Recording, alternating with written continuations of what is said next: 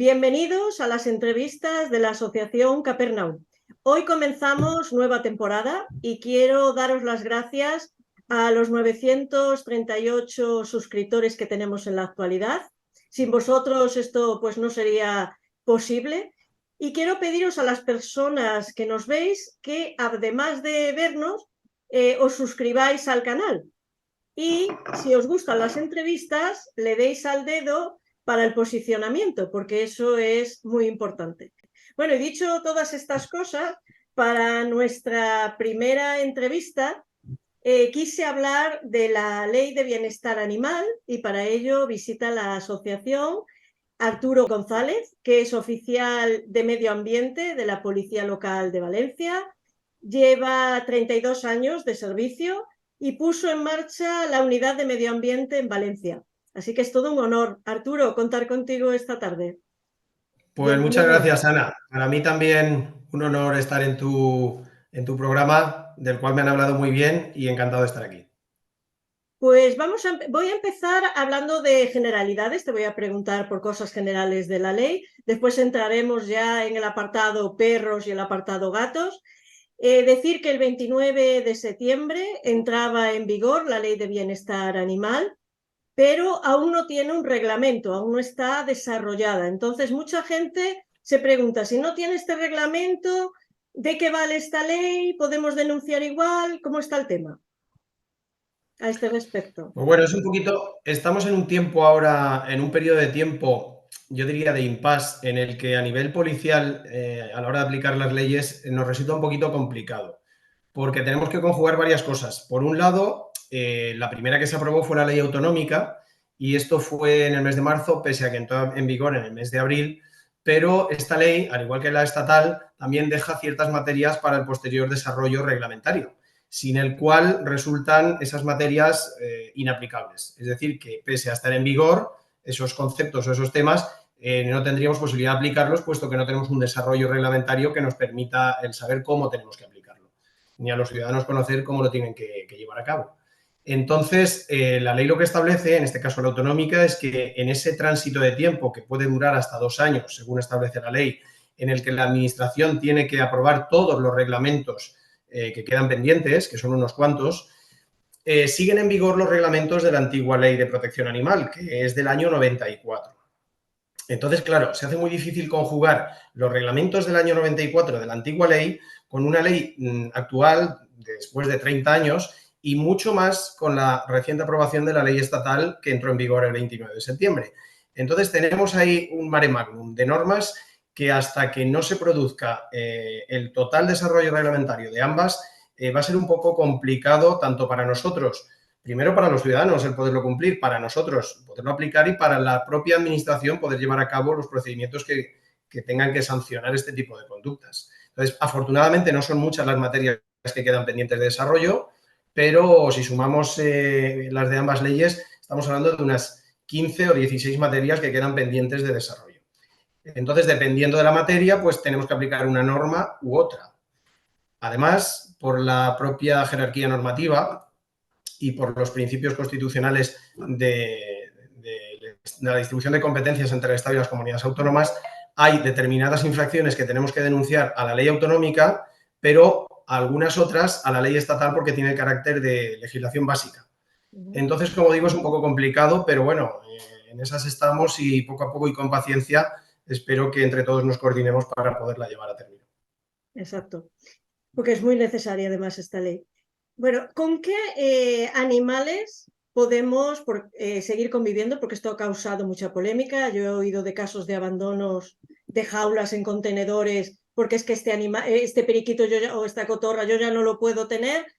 Entonces, ¿qué animales se pueden tener? ¿Qué animales no se va a poder tener? Pues mira, a nosotros igualmente también nos llaman a diario muchísima gente, muchísimos ciudadanos preguntándonos esa misma cuestión. Si pueden tener determinados animales que ya venían teniendo, si los pueden adquirir nuevos o cuáles se pueden vender y cuáles no. Mira, en definitiva la cuestión es que hasta que no se apruebe un desarrollo de la ley estatal, que es la del año, la 7/2023, que haga alusión a qué tipo de animales se pueden vender en tienda y por lo tanto tener como animales domésticos dentro de la fauna silvestre, no lo podemos saber con claridad. Es decir, actualmente y de momento se pueden tener y se pueden vender en tiendas, bueno, en tiendas no, pero se pueden vender perros, gatos, hurones y del resto de animales de la fauna silvestre que vivan en cautividad, se tiene que aprobar un reglamento con lo que se llama el listado abierto de especies. Se dice abierto porque es un listado en el que entrarán y saldrán especies y podrá ser revisado por la Administración periódicamente. Entonces, en ese listado positivo, que se determinarán qué especies claramente se pueden tener como animales de compañía. Y el resto, las que no vengan incluidas en ese listado positivo, se entiende que no podrán tenerse como animales de compañía.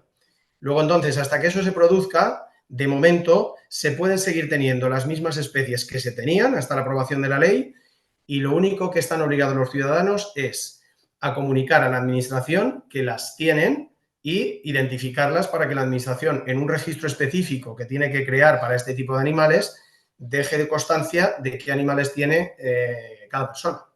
De momento es lo único que tenemos. Bueno, y además me imagino que después estos animales no se van a poder ni comprar ni adoptar, pero el que los tiene avisando de que los tiene, pues hasta la muerte del animal podrá tenerlos, Efectivamente. evidentemente, porque Efectivamente. El requisito es que lo comunique a la Administración y que previamente estén identificados, para que de algún modo la Administración mantenga un control sobre esas especies, que en algunos casos pueden ser invasoras o pueden ser perjudiciales para el medio ambiente y, por lo tanto, se tienen que tener controladas. Pero se podrán seguir teniendo, como bien tú dices, hasta la muerte del animal. yo hay una que me llama la atención de que no se va a poder tener, por ejemplo, en otros casos entiendo perfectamente por qué no, pero es el caso del periquito. ¿Tú sabes por qué no se podrán tener periquitos? Pues mira, como todas las especies del loro, incluyendo los periquitos, pues son especies exóticas. Ese tipo de aves son aves exóticas. Y la ley lo que apunta es a que no se podrán tener o no se podrán incluir en ese listado positivo de especies que se pueden tener como animales de compañía ninguna especie que sea exótica y por lo tanto sea de difícil adaptación aquí o que incluso pueda interferir en caso de suelta o pérdida accidental con la fauna autóctona de nuestro país. Y bueno, y esto es algo que hemos evidenciado, por desgracia, desde hace unos años con el tema de las cotorras. Las cotorras, como tú bien sabes, pues al final Sí. representan un problema a nivel urbano porque hay una masificación y acaban generando muchos problemas. No solo de convivencia con los ciudadanos, sino de otras especies a las que afecta de manera negativa. Sí, donde yo vivo, que vivo enfrente de un jardín, está lleno. En la pandemia solo las veía ellas, haciendo además vuelo rasante por la calle porque no había coches, no había gente. Era Sí. espectacular verlas, ¿eh? Y anidan en cualquier lado, en prácticamente cualquier lado, comen Sí. casi cualquier cosa y no tienen depredadores naturales, porque además tampoco bajan al suelo, por lo tanto los gatos no pueden pillarlas. Es una especie realmente, está siendo problemática en algunos lugares. Y ahora la ley a las administraciones también les establece muchas obligaciones, valga la redundancia, y entre ellas a que lleve a cabo un control de este tipo de especies que pueden resultar perjudiciales, de manera que se evite, en la medida de lo posible, la muerte de las mismas. Es decir, si hay otros sistemas o otros medios de control de esa población que no sea a través de la eliminación, vamos a llamarlo así, la legislación, la ley estatal obliga a las administraciones a aplicarlo de este modo. Hay animales que han quedado fuera de esta ley. Uno de ellos son los perros de caza, por ejemplo. Y yo he oído a gente comentar. Por ejemplo, si tengo en mi casa un podenco, que es un animal de caza, bueno, hay otros perros que tampoco entran en esto, ¿queda fuera de la nueva ley o se le considera porque vive en casa un animal de compañía? Y después, ¿qué ocurre si, por ejemplo, alguien maltrata a un perro de caza? Pues mira, ahí hay también cierta polémica, pero en realidad yo creo que se ha difundido en algunos medios de comunicación erróneamente una información no del todo acertada. Te lo digo por lo siguiente. En la ley estatal es verdad que quedan excluidos los animales de trabajo, entre los cuales están incluidos los perros de caza, del ámbito de aplicación de la ley. Pero en la Comunidad Valenciana tenemos que tener en cuenta también la ley autonómica que en este caso no los excluye. Y como es una ley más restrictiva y por lo tanto más proteccionista para los animales, debemos de tenerla en cuenta. Es decir, que aplicaríamos por un lado la legislación estatal y por encima de la legislación estatal las obligaciones o prohibiciones de la autonómica. Por lo tanto, en la Comunidad Valenciana, a día de hoy, aunque es posible que esto cambie, los perros de caza, al igual que otros tipos de animales de trabajo que en la ley estatal están excluidos del ámbito de aplicación de la ley, sí que los tenemos incluidos. Por lo tanto, en la Comunidad Valenciana podemos decir que todos los perros están incluidos dentro de la Ley de Protección de Animales de Compañía. No hay ninguna exclusión de los perros de caza, ni tampoco de los perros de actividades de pastoreo, guardas de campo, etcétera, etcétera. Todos los animales, todos los perros en este caso, están incluidos en la Ley Autonómica de Protección de Animales de Compañía, aunque en la estatal es verdad que están excluidos. Entonces, atendiendo a la segunda parte de tu pregunta, dentro de la Comunidad Valenciana, como ya hemos dicho que están incluidos, hay que aplicar todas las obligaciones y prohibiciones que tendríamos que tener para cualquier otro animal de compañía. En el ámbito estatal, fuera de la Comunidad Valenciana, tendrían que regularse por la ley de caza, por la normativa sectorial específica de este tipo de animales. Y ahí gozan de otro tipo de protección, desde luego no tan estricta como la que establece la ley 7/2023. Pero también están recogidos en la ley de caza y también tienen cierto grado de protección. Hablaba la ley, el borrador de la ley, de que solamente se iban a excluir durante la realización de los trabajos de caza, pero finalmente en el texto definitivo de la ley ya queda incluido permanentemente, o sea, como exclusión. Quiero decir que los perros de caza, la ley estatal, están excluidos permanentemente de la aplicación de dicha ley. ¿Os estáis encontrando con que ahora se denuncia más maltrato animal? ¿O Desde no? luego se denuncia más maltrato animal. Yo no soy de la opinión, por la experiencia que tenemos en la unidad nuestra, que hayan ahora más casos de maltrato que hace unos años, sino que ahora, evidentemente, la gente es más conocedora de este tipo de normas, es más sensible la sociedad, podemos decir, a lo que es el bienestar animal y nos denuncian más posibles casos de maltrato que en un cierto porcentaje acaban siendo pues condenados o sancionados en vía administrativa. Una buena noticia de esta ley, por ejemplo, es que los animales que han sido rescatados y ahora viven en santuarios de animales están considerados animales de compañía, con lo cual eso es una buena noticia. En eso vamos Efectivamente. ganando. Efectivamente, están incluidos también y pues eso, están recogidos plenamente dentro de lo que es la ley, siempre que estén identificados y pertenezcan a uno de los núcleos zoológicos que se dedican a recoger este tipo de animales. Porque hay que recordar que los animales de explotación o granja, esos sí que están excluidos, están fuera de la ley. Igual que ocurre con los perros de caza, se rigen por una normativa sectorial, que es la Ley General de Sanidad y otro tipo de normativas. Ya, pero bueno, ahora mira, los rescatados por lo menos y que son considerados. Sí, Ahí está. sí, sí. Bueno, según la Fundación Affinity, en 2022 en España se han abandonado 288.457 gatos y perros que han sido rescatados por protectoras. Es bueno, según la nueva ley, que no se puedan comprar en tiendas los animales para evitar ciertos caprichos y esto favorece la adopción frente a la compra. Cuando adoptas ahora un nuevo animal, ¿qué requisitos tienes que cumplir con esta ley? Bueno, el tema de las adopciones está plenamente y ampliamente desarrollado en la ley. Aquí básicamente lo que se establece es un control por parte de las entidades de protección animal que van a llevar a cabo esas adopciones, es decir, la competencia, digamos, original y última de todo el tema de recogida de animales y gestión de los animales abandonados es de los ayuntamientos. Pero los ayuntamientos pueden realizar esa gestión de modo directo o, como acaba siendo lo habitual, indirectamente a través de protectoras o, en algunos casos, empresas de recogida. Pues bien, son estas entidades de protección animal que trabajan para los ayuntamientos las que van a encargarse de esta gestión tanto de las adopciones como de las acogidas, que suelen ser previas a las adopciones. La ley lo que obliga básicamente es a que estas entidades tengan un registro permanente y actualizado y un control periódico de los animales que son adoptados, de manera que se les haga un seguimiento y se pueda garantizar el bienestar de los mismos. Es decir, el adoptante tendrá que reunir una serie de requisitos, tendrá que considerarse una persona apta para la adopción de ese determinado y concreto animal, porque no todo el mundo puede tener todo tipo de animales, y en ese caso, periódicamente tendrá que facilitar una información a la entidad protectora para garantizar que está recibiendo un trato y un cuidado adecuado. Y bueno, existen otras limitaciones, como previamente la protectora tiene que comprobar que esta persona no ha sido sancionada penalmente y no tiene una limitación para la tenencia de animales, etcétera, etcétera. Todas esas comprobaciones se tienen que realizar con carácter previo a lo que sería la acogida o, en su caso, posteriormente, la adopción del animal. Eso me parece algo estupendo. porque por lo menos se quitarán ciertas cosas, ciertas conductas que están pasando actualmente, que ocurren actualmente. Y otra cosa, Ana, Sí. que no te he comentado y es importante que la gente lo sepa, es que la ley definitivamente establece la obligación de que todos los animales que salen en adopción, en acogida de los centros de recogida de animales, tienen que salir obligatoriamente identificados, por supuesto, vacunados y desparasitados y además esterilizados. Lo cual también es una medida importante que creo que va a contribuir a evitar la proliferación incontrolada de animales y al final, en definitiva, el abandono de los mismos. Exactamente. A mí eso me parece estupendo. Voy a empezar ahora por los gatos, porque siempre que escucho hablar de la ley animal, siempre se empieza por los perros. Digo, pues yo voy a hacer al revés. Yo voy a empezar por los gatos y después hablamos de los perros. Ahora que hablamos de gatos, seguro que van a aparecer por ahí tus gatas, es Sí, decir, sí, que serán las protagonistas. aquí al lado una está medio dormida, pero la otra ya está. Digo, mira, no sé yo cuánto tardarán, así que. Bueno,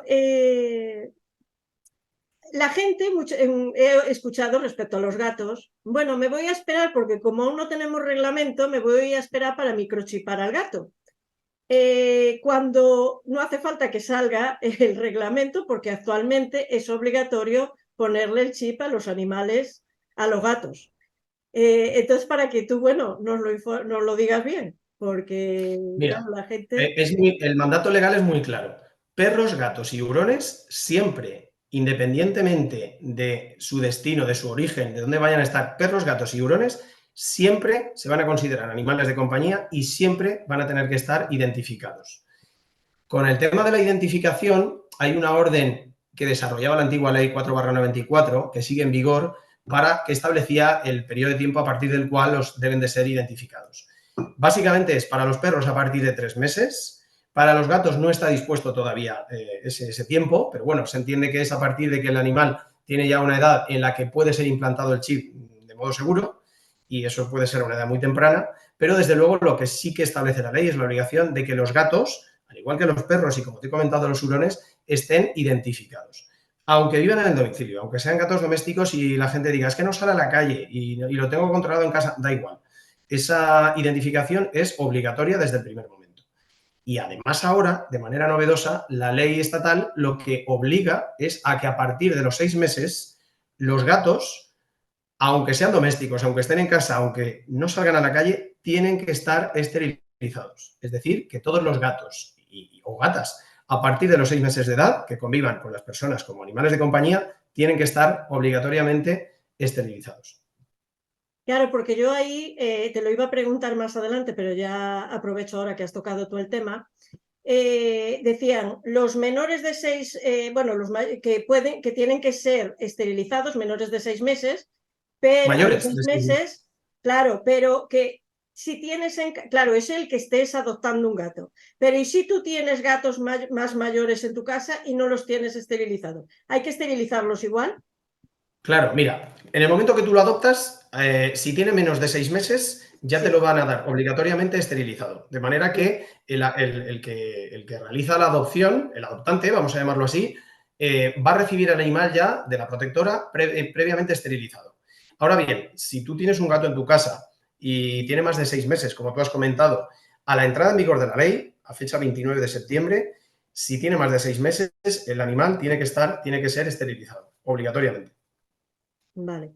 Y bueno, me llama también la atención que, por ejemplo, si tú tienes en casa un perro y una perra, solo tienes que esterilizar uno de ellos. Pero en cambio, si tienes un gato y tienes una gata, hay que esterilizarlos a los dos. Vamos a ver, sí, pero esto es porque los gatos, sean machos o hembras, vivan individualmente o de manera colectiva o en pareja, tienen que ser esterilizados a partir de 6 meses. Sin embargo, con el tema de los perros, lo que la ley establece es que en el caso de tener 2 ejemplares o más y que sean machos y hembras, es decir, que puedan procrear, para evitar precisamente ello, tiene que haber un control de la procreación. Si el dueño, por las circunstancias que sean, no puede llevar a cabo un control efectivo de esa reproducción, es cuando la ley obliga a esterilizar al menos a uno de los 2 miembros de la pareja o del grupo de animales, si se trata de varios.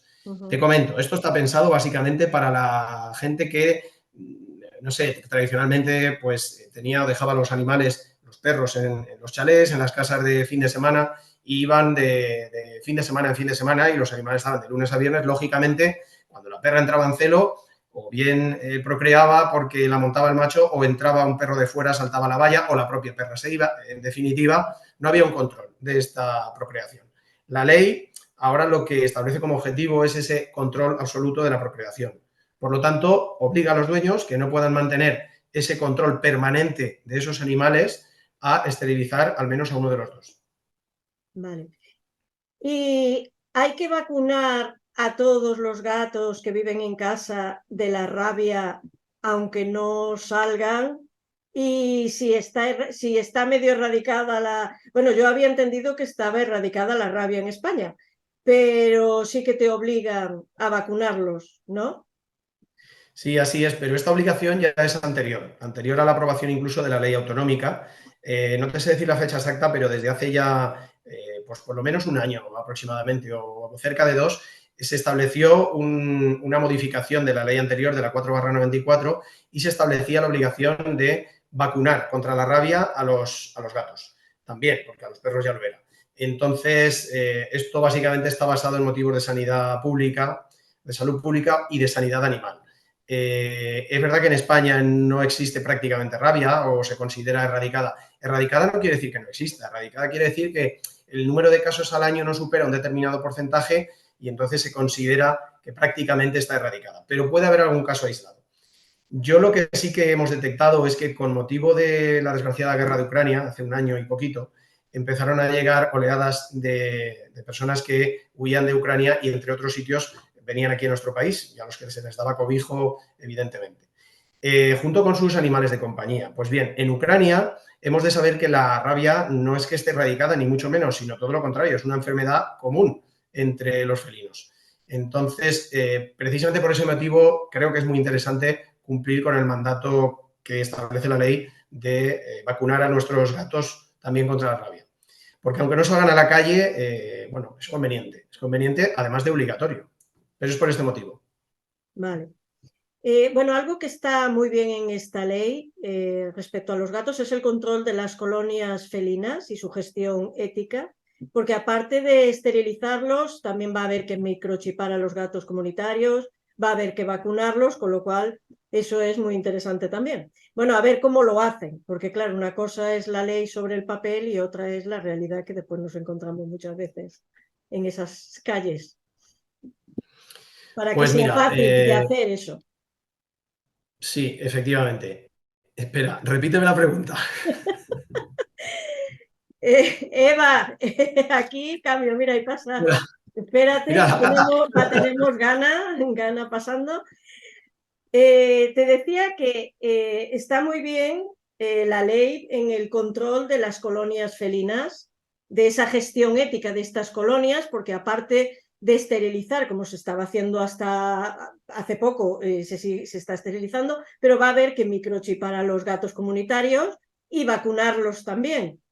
Y yo decía que veremos cómo se hace, porque claro, el tema de las colonias es muy complejo, no es una cosa que digas, bueno, la ley está ahí, pero claro, llevarlo a cabo va a tener su dificultad, porque hay gatos que ya están esterilizados, los han cogido para esterilizar, no es fácil coger un gato de la calle y ahora va a haber que ponerles un microchip, va a haber que vacunarlos y demás.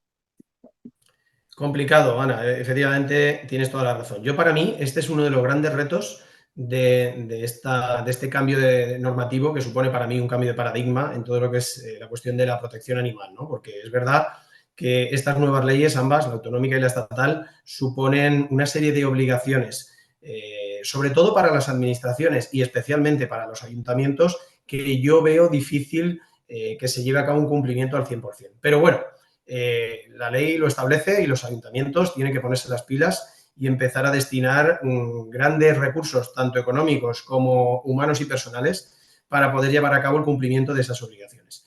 Porque al final la ley establece que el control y la gestión de las colonias felinas o de los gatos comunitarios es única y exclusivamente de los ayuntamientos. Es verdad que los ayuntamientos pueden conveniar con entidades de protección animal y pueden llevar a cabo fórmulas de colaboración, pero en definitiva la ley les obliga de manera taxativa a llevar a cabo un control efectivo de esas colonias. De manera que tienen que estar todos los gatos comunitarios, absolutamente todos, tienen que estar identificados con microchip a nombre del ayuntamiento correspondiente, tienen que estar vacunados y desparasitados y tienen que estar también esterilizados para llevar a cabo este control poblacional, porque al final el objetivo que se pretende con la ley respecto de las colonias felinas es mantener un control de las mismas y reducir la población de gatos. Es decir, evitar que, desde luego, no matar a ninguno, pero evitar que críen en demasía, ¿no?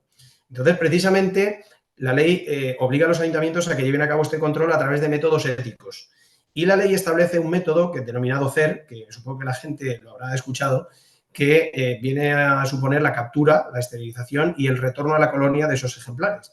Pues bien, como tú bien dices, los que hemos trabajado en estos ámbitos sabemos que es harto difícil conseguir capturar siquiera a muchos de los ejemplares de gatos felinos salvajes o gatos comunitarios, como lo llama la ley, porque no todos son sociables, no todos se acercan y se dejan...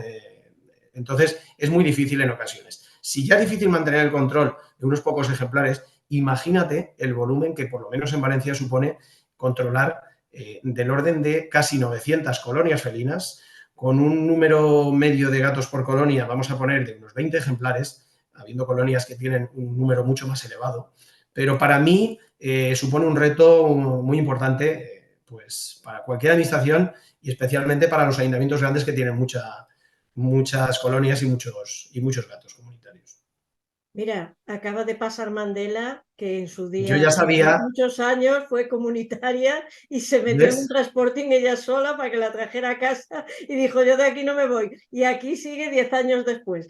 Y seguro que está encantada si le preguntamos. Yo Ah, sabía que seguro. al hablar de ellos, sabía que iban a aparecer, ¿eh? Porque tienen mucha sensibilidad y tú lo sabes, los gatos. Sí, sí, sí, sí, aquí digo, yo también, yo además las estaba viendo y digo, estas dos, y ya han pasado las dos. Yo creo que no va a ser que volverán, ¿eh? No te Claro. regresarán. Ellas Bueno, te ayudan a ti a hacer las entrevistas. sí, sí, yo cualquier día digo, mira, si las dejo aquí, que hagan ellas las preguntas y yo me voy a tomar un café.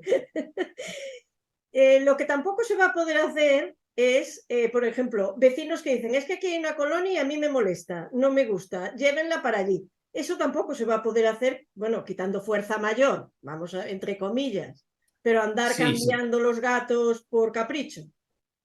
Efectivamente, siempre tiene que haber un control veterinario y una justificación sanitaria o de seguridad pública o de sanidad o de cualquier causa de fuerza mayor para poder retirar esa colonia. Para poderla retirar, que además si se hace tendrá que hacerse por unos métodos determinados, previamente estudiados, y aparte tendrá que hacerse en su conjunto. Es decir, lo que no se puede, lo que la ley prohíbe radicalmente es el retirar ejemplares o individuos de una colonia y reintegrarlos en otra colonia o soltarlos en cualquier otro lugar. Eso no se puede hacer, porque el mundo de los gatos es muy complicado, la etología de los mismos es difícil y normalmente no suelen aceptar los miembros de una colonia a miembros de fuera de la colonia.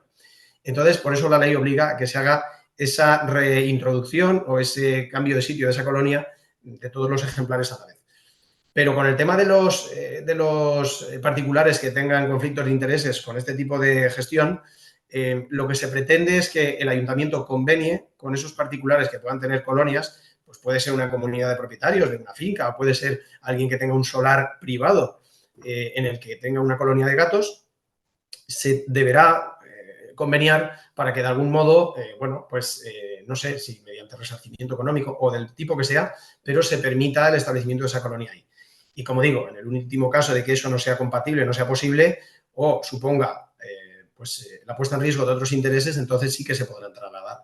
Mira, en Valencia tenemos un caso complicado y yo creo que al final tendrán que ser trasladados o reubicada esa colonia a otros sitios, que es en el Parque Natural del Saler y de la Albufera. En el Parque Natural de la Albufera tenemos colonias de gatos, toleradas pero no autorizadas, vamos a decir así. En ese caso, cuando la ley establece que cuando es incompatible la tenencia de esos animales en un espacio natural protegido porque chocan directamente con el medio, con el hábitat y con los animales y especies que viven ahí, es cuando se tiene que trasladar. Pues ese es un claro ejemplo de una colonia que tendrá que ser retirada, trasladada y reubicada en otro sitio, pero siempre con un control veterinario llevado a cabo de manera individualizada y muy pormenorizada. Vale. Y otro claro ejemplo que vamos a tener que hacer lo mismo es cuando, si es que alguna vez ocurre, las obras del nuevo estadio del Valencia, del nuevo Mestalla, se lleven a término, porque ahí también tenemos una gran colonia de Sí. gatos en el interior de esas obras. Y ahí pues va a ocurrir lo mismo. En fin, es un caso que no es aislado, son casos que son muy habituales. Y a veces tienen una solución complicada. Y es cierto que, bueno, no se puede sacar un gato de una colonia porque es apropiación indebida y está multado. Vamos a ver, la ley lo que establece es la posibilidad de que los gatos de colonia o gatos comunitarios, como los denomina la ley, sean adoptados en dos casos. Uno, cuando sean cachorros y estén en fase de socialización, las primeras 8 semanas establece que tanto los perros como los gatos, digamos, el carácter del propio animal que se forje adecuadamente, tienen que convivir con su madre. A partir de ahí, o imagínate que la madre los abandona o fallece la madre y quedan abandonados. Se pueden recoger. Y esos gatos que van a ir a la protectora, sí que la ley permite que sean adoptados y puedan vivir, pues eso, en una casa de acogida o alguien los pueda adoptar como tú hiciste para convivir con ellos. En el caso de que sean cachorros en edad todavía de socialización o sean ejemplares adultos que efectivamente por sus características individuales sean sociables y sean de fácil manejo por los humanos. Esos dos casos sí que pueden ser adoptados. El resto no. El resto tienen que convivir con sus congéneres en la colonia. Claro, es decir, yo voy a una colonia y veo un gato y digo qué bonito es y me lo quiero traer para mi casa, eso está prohibido. No.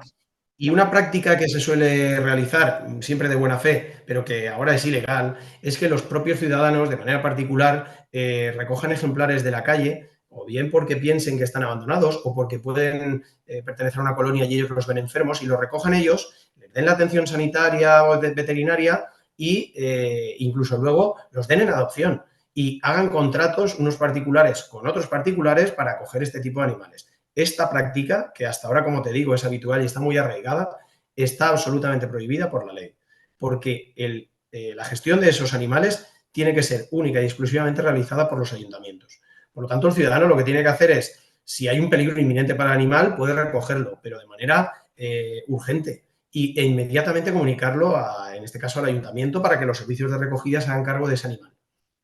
Vale. Otro problema que suele haber es en muchas ocasiones vecinos, por ejemplo, que dicen voy a ayudar a los gatos y les ponen comida que sobra, las sobras de casa que dices, mira, ahí hay unos gatos y los voy a alimentar, con el problema consabido que es con otros vecinos y eso para que esas prácticas también dejen de llevarse a cabo, porque además es un problema para las alimentadoras y alimentadores que hay por ahí que tienen el carnet del ayuntamiento y están autorizados.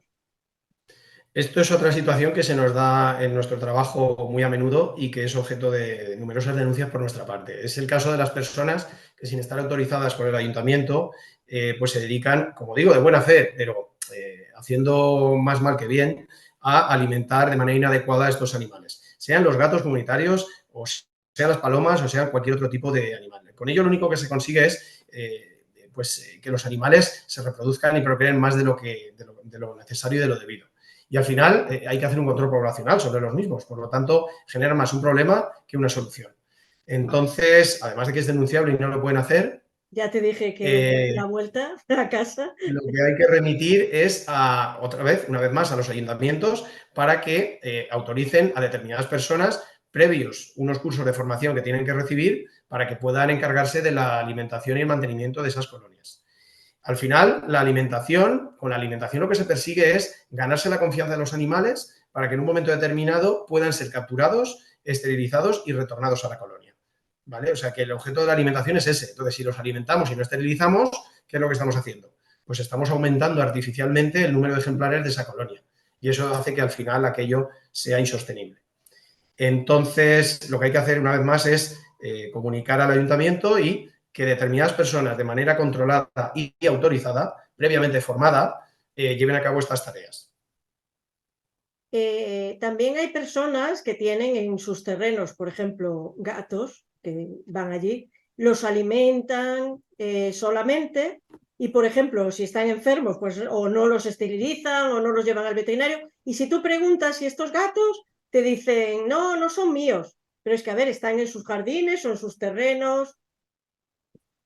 Entonces eso también está A ver, prohibido. esto es más ¿O complicado. cómo es? Esto es más complicado y más claro. A ver, la prohibición es genérica, es decir, no se pueden alimentar gatos comunitarios. Y si se hace, tiene que hacerse de manera controlada y autorizada por los ayuntamientos, que como bien tú has dicho, te facilitan previos recursos, te dan un carné de alimentador o alimentadora de gatos que te permite llevar a cabo el mantenimiento y la gestión de esa colonia, ¿vale? Digamos que te nombran como eres el encargado del mantenimiento de esa colonia. Que no solamente conlleva como obligación la alimentación, ojo, conlleva también una serie de obligaciones que no siempre se realizan cuando las personas no están autorizadas, que es la limpieza de esas colonias, la retirada de los cacharros que se ponen, etcétera, etcétera. Además, hay que recordar que solamente está permitida la alimentación con pienso seco.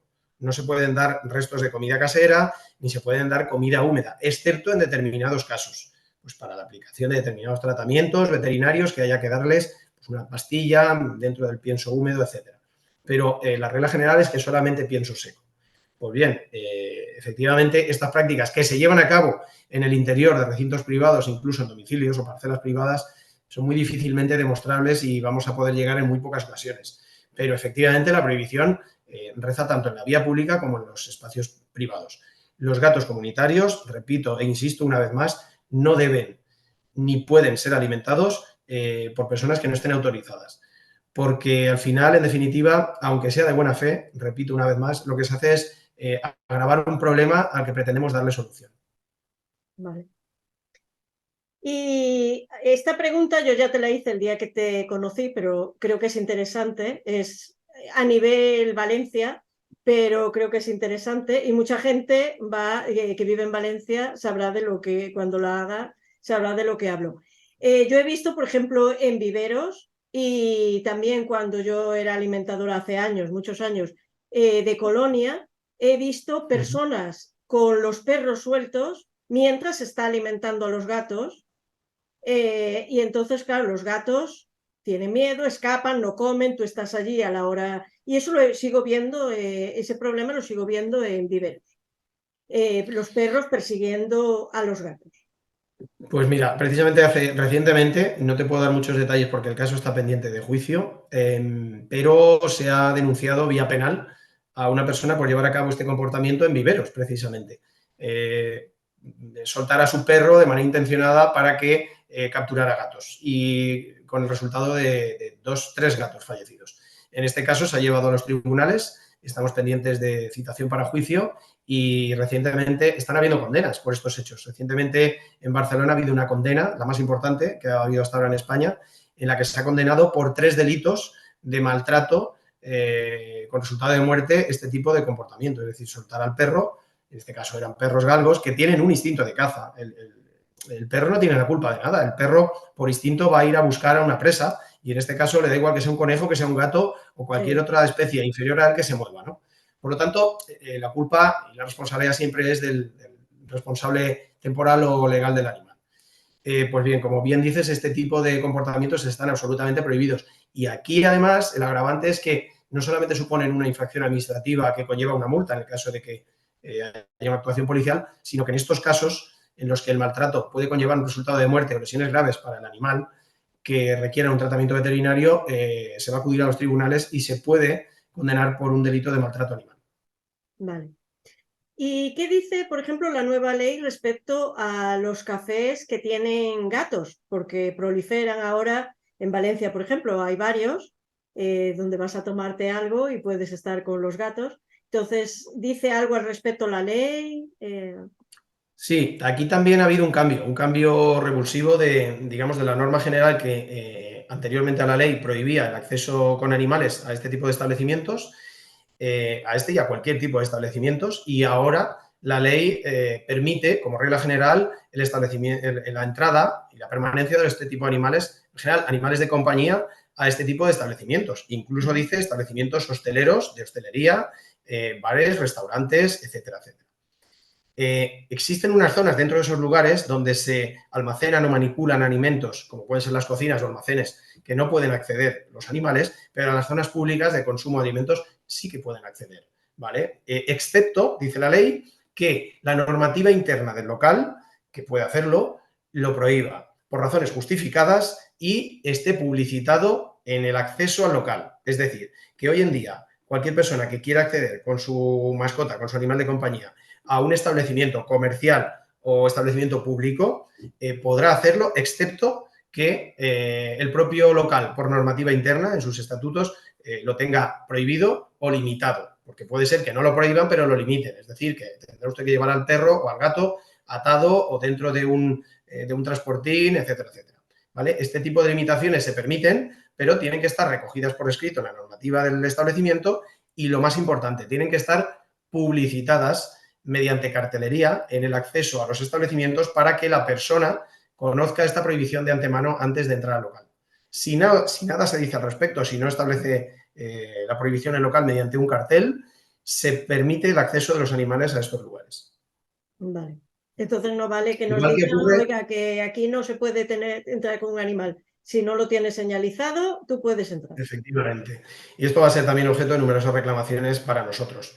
Lo mismo ocurre con los servicios públicos. Los servicios públicos, la ley ahora permite que pueda accederse con animales, con perros, con gatos, siempre y cuando no suponga, dice la ley, un problema de orden público contra la seguridad ciudadana o por motivos de sanidad. Imagínate, y aquí estoy un poco yo poniendo en marcha la imaginación, que en algún caso el propio conductor del autobús, si se trata de un autobús urbano, o alguno de los pasajeros, bueno, pues tiene algún tipo de alergia que, en el caso de que suba el animal, pues eso le produce una incomodidad y ya no solo eso, un perjuicio para su salud. En ese caso estaría justificada la prohibición del acceso puntualmente en ese momento de ese animal, ¿entiendes? Pero la norma general ahora es que se permite el acceso a los transportes públicos y privados, por ejemplo, los taxis, con animales. Y, por ejemplo, en los eventos deportivos o en las playas, ¿cómo está el tema?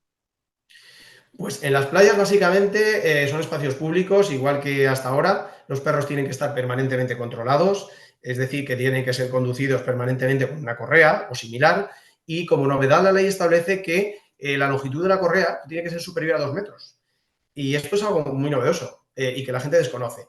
¿Tú te acuerdas o conoces la normativa de los perros potencialmente peligrosos que salió hace ya unos años y que obligaba a llevarlos con correa corta? Por Sí, contra de del resto de perros que podían ser transportados pues, con un sí. flexican que alargara X metros. Actualmente, con la ley estatal, desde el 29 de septiembre, todos los perros y animales que vayan por la vía pública tienen que ser conducidos permanentemente con correa corta, de menos de 2 metros, o no más de 2 metros, dice la ley. Por lo tanto, esto también es algo que la gente es interesante que conozca, porque todavía vemos mucha gente que va con los Flexican, que creo que se llaman, que son estas cadenas que para perros de un determinado tamaño, no muy grandes, permite alargar 7, 10, incluso 15 metros. Esto actualmente estaría prohibido. Y bueno, pues por la vía pública, básicamente es eso, que tienen que ir permanentemente controlados ¿Cuándo por puede sus ir dueños. suelto un perro, por ejemplo? ¿Hay algún momento en que puede ir suelto un perro? Y vamos a ver, en la vía pública la ley establece, una vez más, la obligación a los ayuntamientos de crear zonas de esparcimiento canino, además de los pipicán que conocemos, pero al margen de esas zonas para efectuar las deposiciones, zonas de esparcimiento canino que tienen que ser amplias y adecuadas y en un número proporcional a la población para que todo el mundo tenga accesible una zona de esparcimiento donde puedan soltar a los animales de compañía, a los perros para que jueguen e interactúen entre ellos, que también es una necesidad etológica para ellos. Por lo tanto, sí pueden ir sueltos, pero exclusivamente en estas zonas, que tienen que estar, lógicamente, valladas y cerradas para que no interfieran con el resto de personas. En el resto de espacios de la vía pública, lugares públicos, los perros pueden estar, pueden pasear, pero tienen que estar permanentemente controlados con ese tipo de cadena que hemos hablado anteriormente. ¿Y si me voy al monte? Porque claro, en el Pues si te monte vas hay al gente. monte, si te vas al monte, ahí yo entiendo, hay una controversia, para mi entender, bueno, ahí hay un choque, porque los perros de caza, por ejemplo, en el ejercicio de la caza pueden ir sueltos por el monte, de hecho forma parte de la actividad de la caza el que vayan sueltos para cobrar las presas y hacer las muestras. Sin embargo, los animales domésticos, los perros, como animales de compañía, como van por el monte, que es un espacio público y puede ser utilizado por otro tipo de usuarios, tenemos que llevarlos permanentemente atados y controlados. Esta es la incongruencia, en mi modo de ver, que se supone la obligación para unos y no para otros de llevarlos atados. Pero bueno, a ver, eso es como todo. Bueno, pues la ley dice que tienes que llevarlo atado. Yo he sido usuario no, he sido portador de muchos animales, he tenido varios perros a lo largo de mi vida y yo en el monte, yo precisamente me iba al monte a soltarlos para que los animales pudieran disfrutar adecuadamente, y yo de ellos. Entonces, eso sí, lo hacía con precaución y en zonas donde me aseguraba que no había nadie, pero obligatoriamente la ley establece que tienen que ir atados.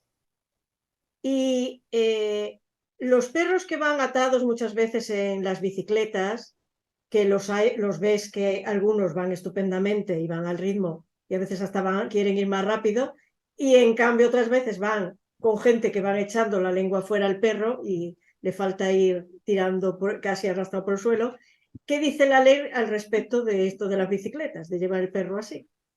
Pues mira, la ley lo que viene a decir es que atados a vehículos a motor no pueden ir en ningún caso, es decir, prohíbe taxativamente el que esos animales circulen o transiten por la vía pública atados a vehículos a motor, y no dice más, es decir, vehículos a motor, da igual que sea motor eléctrico, motor de combustión o cualquier tipo de vehículo, siempre que sea de tracción mecánica, ¿vale?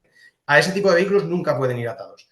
Ahora bien, existe la posibilidad de que los llevemos atados en una bicicleta, en el carro agrícola de toda la vida, que de manera tradicional vemos en algunos lugares, por ejemplo en mi pueblo todavía se utilizan para ir a la huerta, pero deja muy claro la ley siempre y cuando no suponga un sobreesfuerzo para el animal y no suponga la exposición a unas condiciones por encima de las que el animal puede rendir.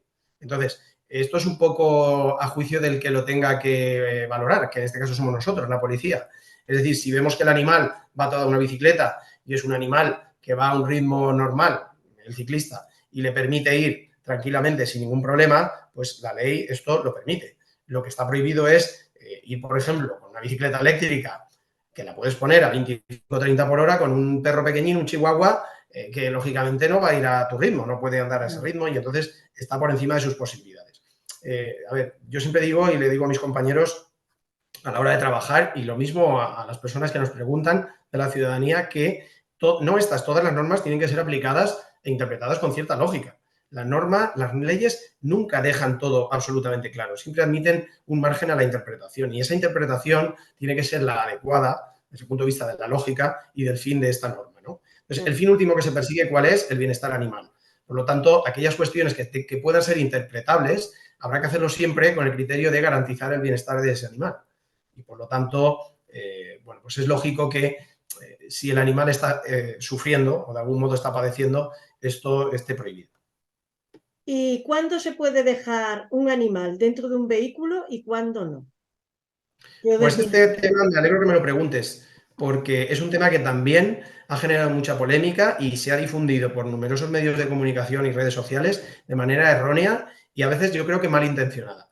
Mira, la normativa, la ley, tanto la estatal como la autonómica, lo que viene a decir es, porque está recogido en ambas leyes, en resumen, conjugando las dos, lo que viene a decir es que los perros o cualquier animal de compañía pueden estar en el interior de los vehículos siempre y cuando esté garantizada su bienestar. Es decir, cuando está prohibido tenerlos en el interior de vehículos o mantenerlos en el interior de los mismos es en aquellas ocasiones en las que las condiciones climatológicas, por el calor o por el frío, y las circunstancias en las que hemos dejado el vehículo suponga para el animal un padecimiento innecesario, ¿vale? Que incluso le puede llevar un problema de salud o, en algunas ocasiones, como hemos visto, la muerte del animal, como hemos visto. Pero no siempre. Esto no quiere decir que nunca podamos dejar a los animales en el interior de vehículos. Yo siempre pongo el mismo ejemplo. Si alguien va de paso, de viaje, y a todos nos gusta cuando vamos a un sitio viajar con nuestras mascotas, y yo puedo, por supuesto, llevar al animal en mi vehículo particular conmigo.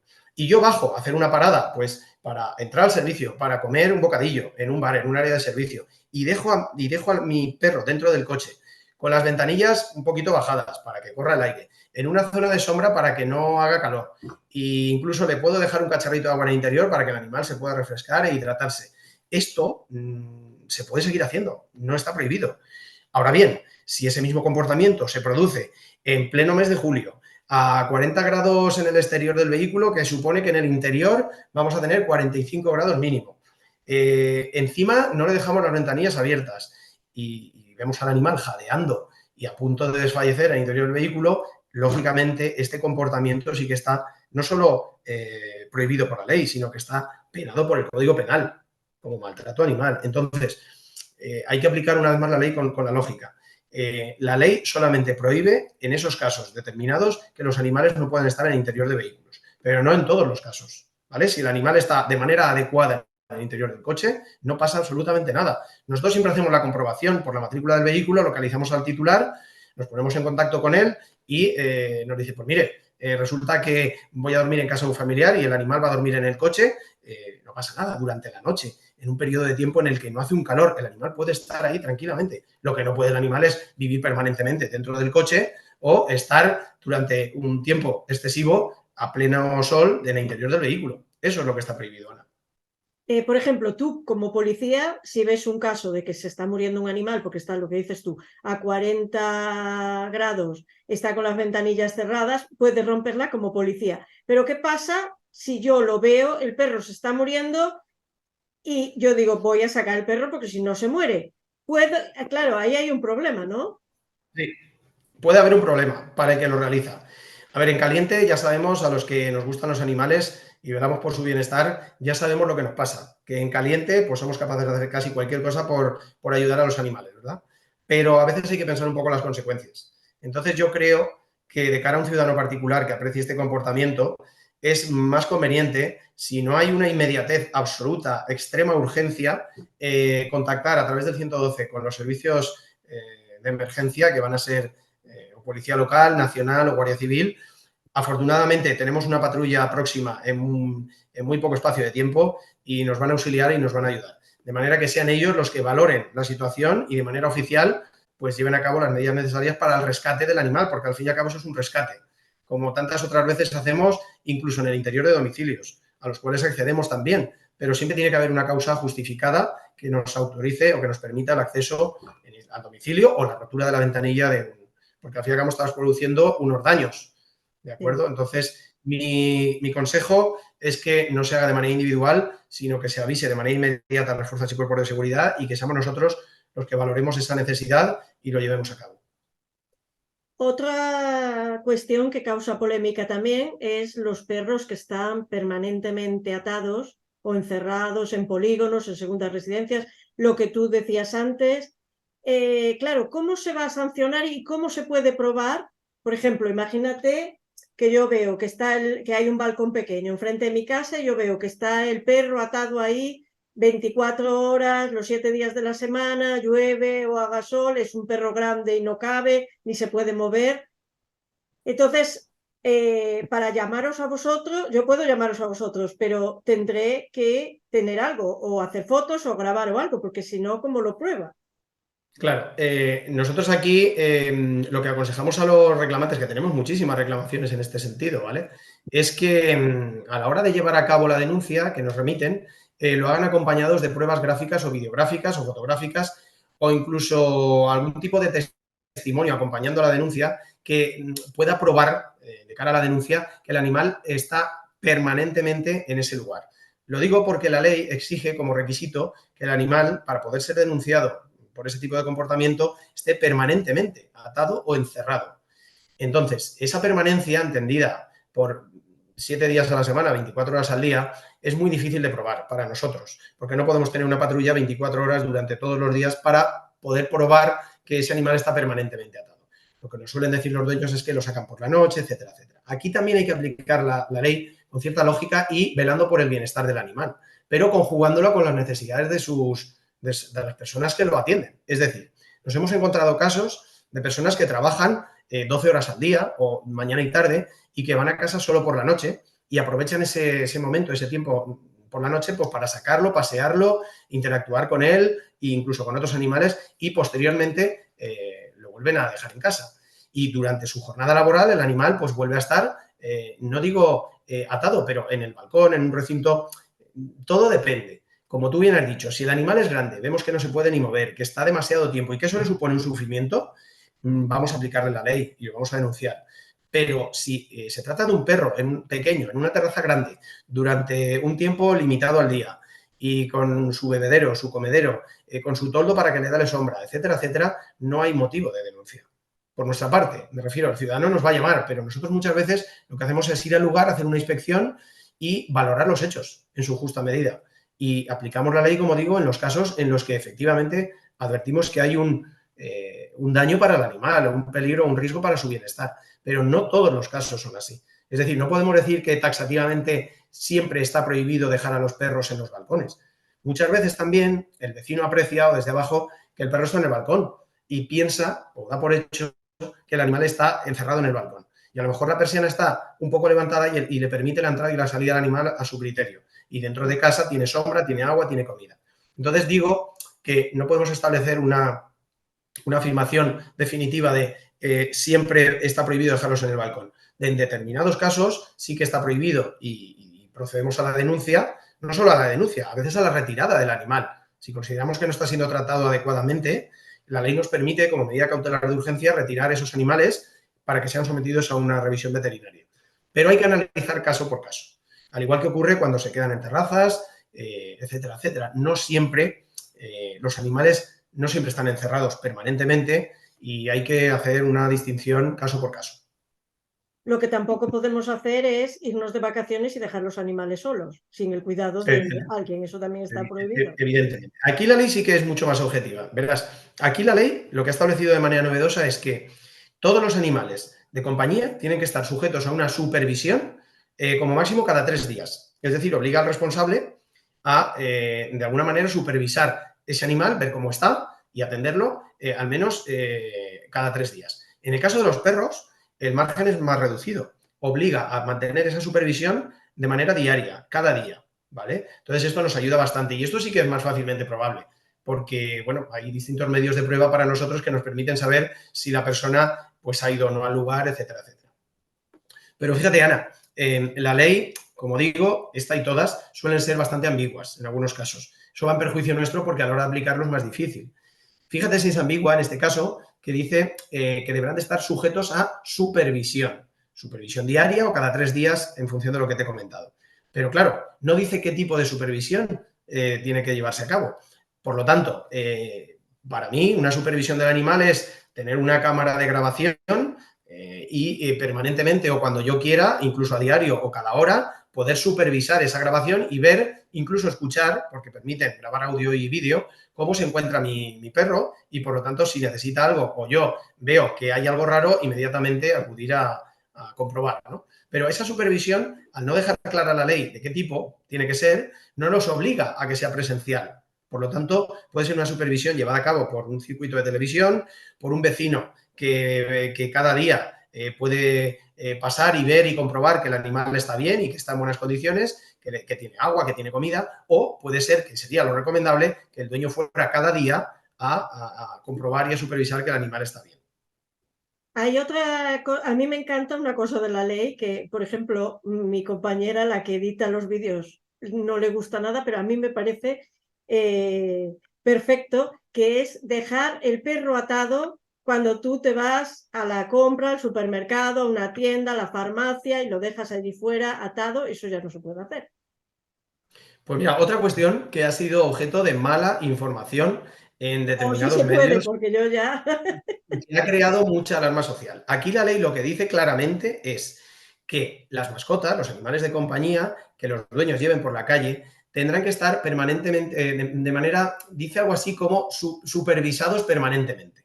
Entonces, esta supervisión permanente quiere decir que no podemos dejar al animal atado en cualquier sitio, ya sea un banquito, una farola, un árbol, y me voy a almorzar al bar y me pego mi media hora de almuerzo o incluso más en el momento en el cual yo dejo de ver al animal y no sé si está, no está, ha mordido a alguien, me lo han robado o simplemente le ha dado un ataque y se me ha podido quedar en el sitio. Esto es lo que está prohibido, ¿vale? Pero el caso que salió y trascendió en los medios de comunicación de que alguien, creo que en Vigo, dejó atado su perrito en la entrada de una farmacia, en la puerta, que incluso algunos establecimientos vemos que tienen las argollas para poder atar a las mascotas, y entró a comprar un medicamento y salió que por espacio reducido de tiempo, eso no está prohibido por la ley, porque en mi opinión no deja de haber una supervisión de ese animal. Es decir, si yo entro al establecimiento, lo sigo manteniendo a la vista, compro, hago la gestión que tenga que hacer de manera rápida y salgo con muy poco tiempo, ahí no deja de haber una supervisión. Ahora bien, como te digo, si lo dejo atado y me olvido del animal, que a veces ha pasado, a veces nos ha pasado de decir, oiga, es que el animal está atado aquí en la puerta de Mercadona y lleva ya 2 horas y no sabemos lo han dejado aquí abandonado. Hemos ido allí, le hemos leído el microchip y hemos averiguado que tenía propietario y tras ponernos en contacto con él nos han dicho, oiga, pues discúlpeme, es que se me ha olvidado. He salido pensando en otra cosa y me he olvidado el perro en la puerta del supermercado. Esto nos ha pasado varias veces. O te lo pueden robar tranquilamente. Ese tipo de comportamientos en el que el dueño se desentiende del animal, por decirlo de alguna manera, es lo que está prohibido y lo que la ley castiga y sanciona, además, de manera contundente. Pero no podemos extrapolarlo a todos los casos. O sea que el hecho de dejarlo atado en sí no es que esté prohibido. Lo que obliga a la ley es a que haya una supervisión permanente de ese animal mientras vaya por la vía pública. Y de ahí se ha sacado lo otro. Pero no es exactamente así como se dice. Yo he visto, por ejemplo, un consumo, porque tú la compra no lo ves cuando estás, tú no ves al animal, pero es que he visto a las personas que piden fuera del supermercado quedarse con varios perros mientras los dueños entran a comprar. Eso también lo he visto. Gente que suele pedir en consumo, yo lo he visto. Gente que está pidiendo fuera y está cuidando varios perros de gente que está comprando en el consumo. Eso sí que Pero fíjate, ahora ya no habría necesidad de esto, porque con la nueva ley permite que los animales accedan a este tipo de establecimientos. Exactamente.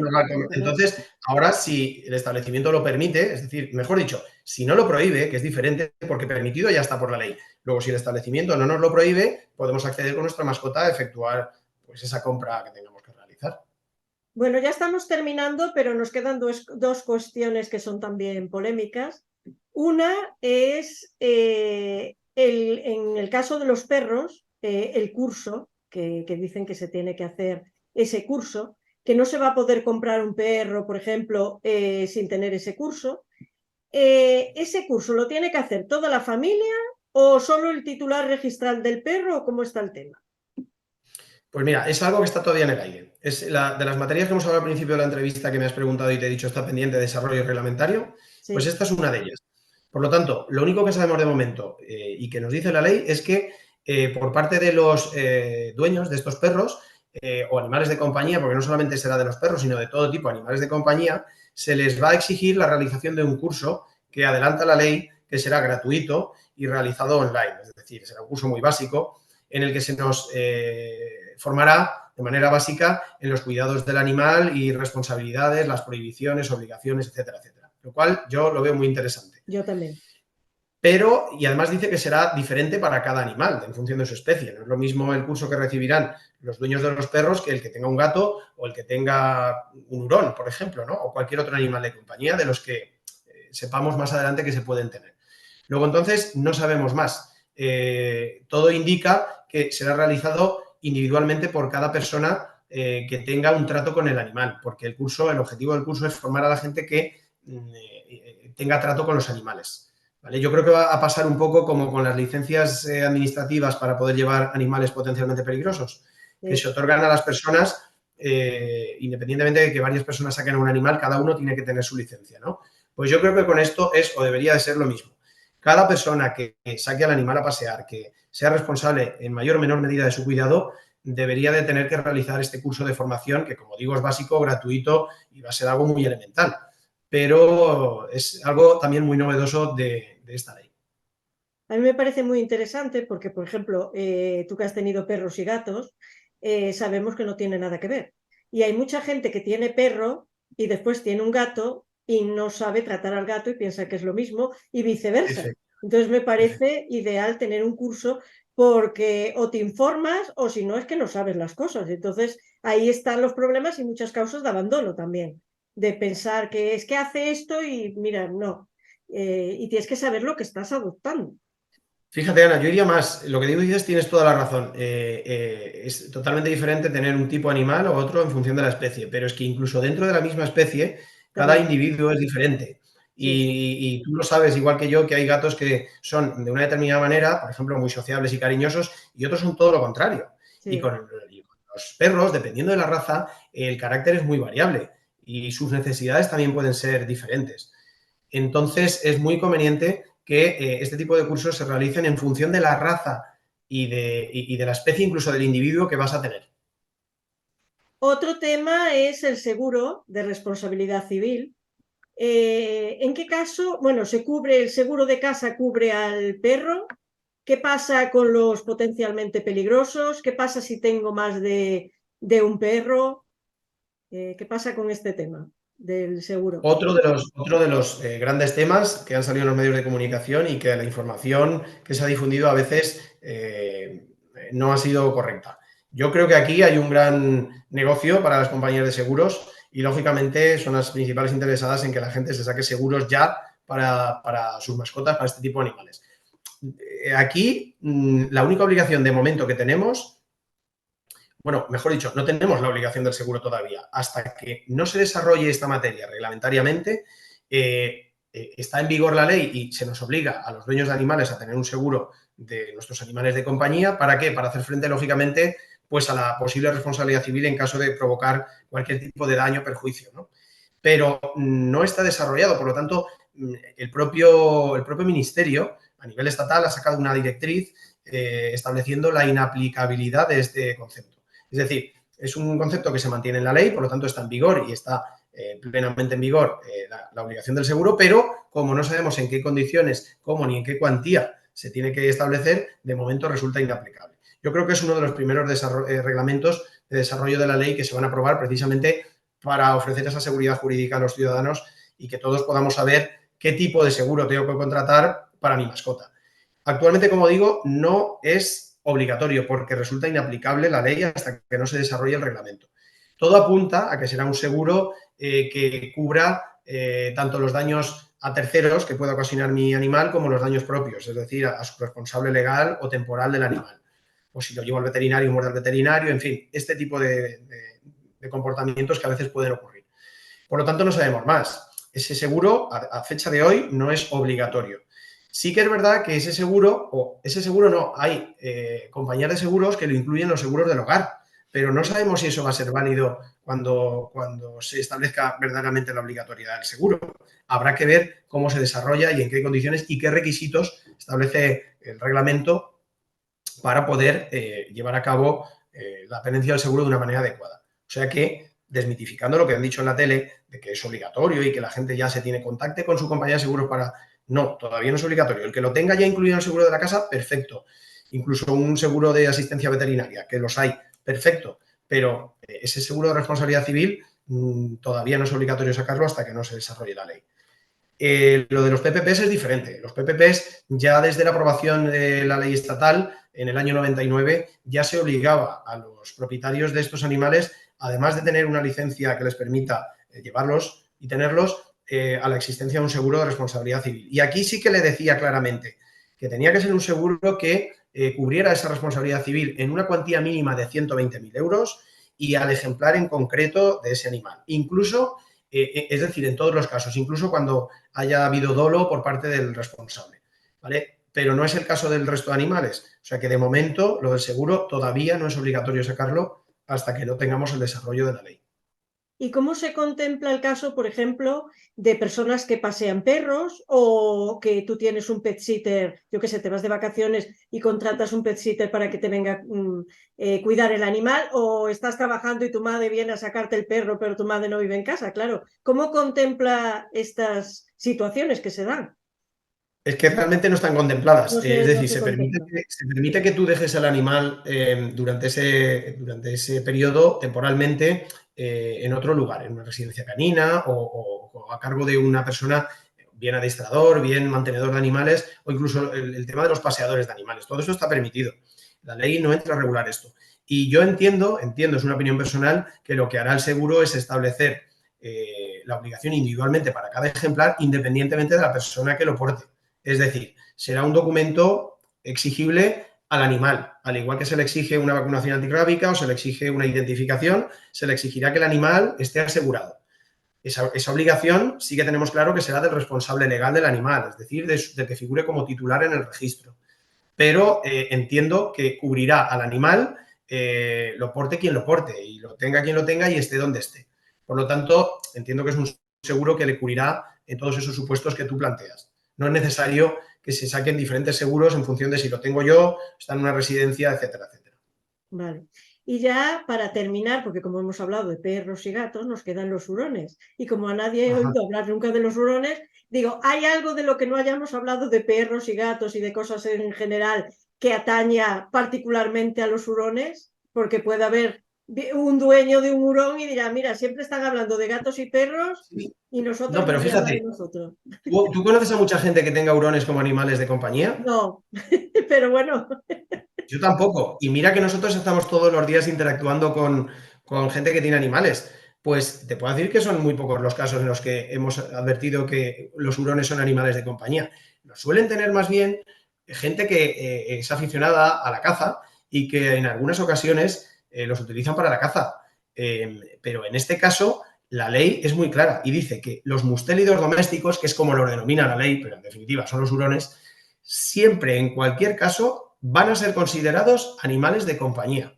Por lo tanto, aunque yo lo utilice para la caza, el hurón entra dentro de la ley y es un animal de compañía. Y en este sentido, pues tienen las mismas obligaciones y prohibiciones sus responsables respecto de los mismos que hemos hablado a lo largo de la entrevista para los perros o para los gatos. Es decir, identificación obligatoria, vacunación antirrábica y todo tipo de obligaciones que ya hemos comentado. ¿Hay Al igual que el alguna, seguro, cuando se establezca. ¿Hay alguna cosa que se me haya quedado en el tintero, que tú veas de la ley que no hayamos tratado y quieras comentarlo ya en este final? Hay muchísimas cosas, hay muchísimas cosas. Establece muchísimas novedades, pero básicamente en lo que respecta a responsabilidades de los ciudadanos, creo que hemos hablado, si no todo, lo más importante. La verdad es que has hecho un buen análisis de la ley. Creo que además se nota que te la has leído y has captado un poco la opinión un poco general de la gente y supongo y espero haber aclarado las inquietudes o dudas que puedan tener al respecto. Nos hemos dejado una gran parte de la ley, que es todo lo que conlleva las obligaciones para las administraciones, hemos hablado muy brevemente, pero los grandes afectados por esta ley o los grandes protagonistas o los que van a tener que ponerse más las pilas, más que los ciudadanos, diría yo, son las administraciones. Y dentro de las administraciones, los ayuntamientos, porque tienen un papel protagonista, tanto en la ley estatal como en la autonómica, respecto a un montón de materias que tienen que regular y que tienen que gestionar y que hasta ahora no se está haciendo o no se está haciendo como se debe. Entonces, como te decía al principio, creo que el gran reto va a ser que nuestros ayuntamientos, más grandes o más pequeños, tomen conciencia de la ley, tengan verdadera vocación de su cumplimiento, porque al fin y al cabo hay que recordar que es un mandato legal para todos, no solo para los ciudadanos, sino también para las administraciones públicas y, por lo tanto, inviertan recursos de todo tipo para poderla llevar a cabo. En fin, yo quiero pensar que sí que se va a llevar a cabo, no en un corto plazo porque es algo muy ambicioso, pero si no nos la cambian, que también existe esa posibilidad con los cambios de gobierno que pudieran haber, creo que es en general una buena ley. Eso sí, supone un cambio de mentalidad para todos muy importante y que habrá que darle un tiempo para que la gente vaya digiriendo todas estas medidas o estos cambios que están habiendo para poderla aplicar al 100%. Creo que nuestra labor ahora mismo en la calle debe pasar más por la educación e información al ciudadano Sí. acerca de estos cambios legislativos que la mera denuncia, ¿no? Lógicamente, con el tiempo y cuando ya la gente esté informada, pues habrá que pasar a una segunda fase de denuncia en la que si la administración hace las cosas bien, conlleva unas sanciones muy, pero que muy elevadas, de las que no hemos hablado, pero que son unas sanciones que asustan. Entonces, no es cuestión de ir denunciando a la ligera cualquier infracción, que prácticamente la mayoría de ellas que apreciamos son graves y la multa es muy, muy elevada. Por lo tanto, bueno, pues es un reto entre todos el que podamos conseguir aplicar la ley, si no al 100%, en su mayor medida, y que podamos garantizar con ello pues, el bienestar de nuestros animales, que es de lo que se trata. Pues estoy de acuerdo con todo lo que has dicho, porque además, mira, ya tocaba una ley así, ya que 30 años nosotros, llevábamos con la claro, del año 94. exactamente. Entonces, ya que nosotros como particulares también tenemos que cumplir cosas, pues las administraciones también les toca y sobre todo lo que dices tú, la educación de las personas de saber que tienen un ser vivo y que no es un jarrón y que hay que cuidarlo y que si no, no lo tengas. Que es tan fácil como eso, Mira, pero si lo tienes, tienes una responsabilidad. Entonces, hay que pedir, hay porque hay muchos abandonos. es tremendo, porque además hay que acordarse, claro, lo bonito que es y todo lo que quieras, pero llegan las Navidades, me quiero ir de viaje, llega el verano, me quiero ir de vacaciones, ¿qué hago con el gato? ¿Qué hago con el perro? Bueno, el perro en muchas ocasiones se puede llevar, pero el gato, ¿qué hago con el gato? Entonces es complicado, pero uno tiene que ser responsable de lo que tiene en casa. Nadie obliga a nadie a tener animales en su Exactamente. casa. Por lo tanto, yo creo que la persona que decida hacerse cargo de un animal y tenerlo como animal de compañía debe tener en cuenta las obligaciones y sobre todo la responsabilidad que conlleva, ¿no? El hecho de tenerlo adecuadamente.